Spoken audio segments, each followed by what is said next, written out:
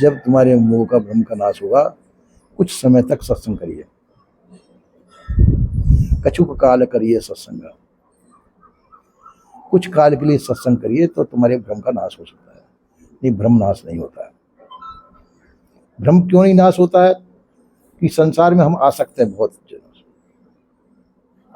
संसार में हमारी आसक्ति है, संसार को हम अपना मान चुके हैं।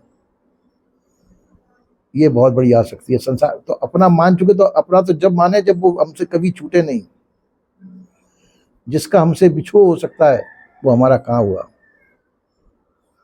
हमारा वही है जो हमारे पास रहे, हमसे कभी भी न छूटे।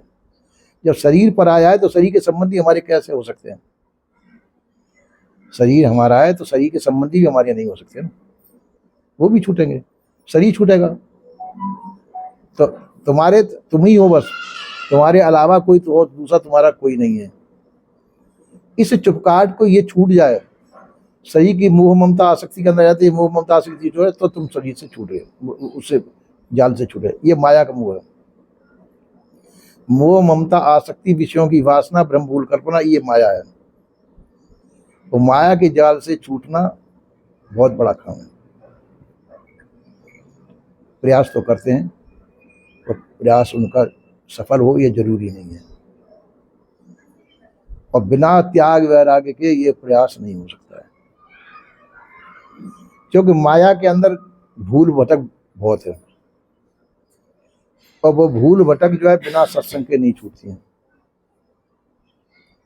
सत्संग भी हमको ऐसा चाहिए जो बिल्कुल निखालिश चाहिए, जिसमें भ्रम नहीं होना चाहिए।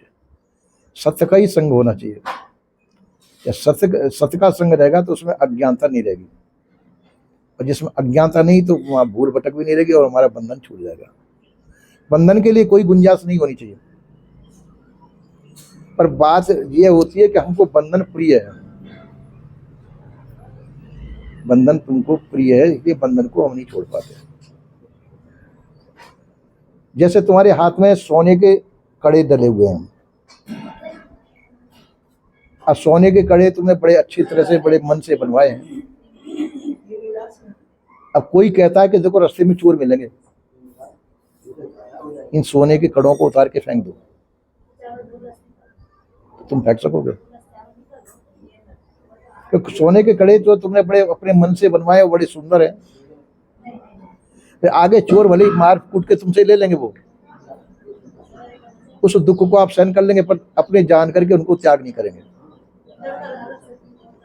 इसी प्रकार से संसार हमको प्रिय है, जानबूझ करके हम संसार को नहीं छोड़ सकते।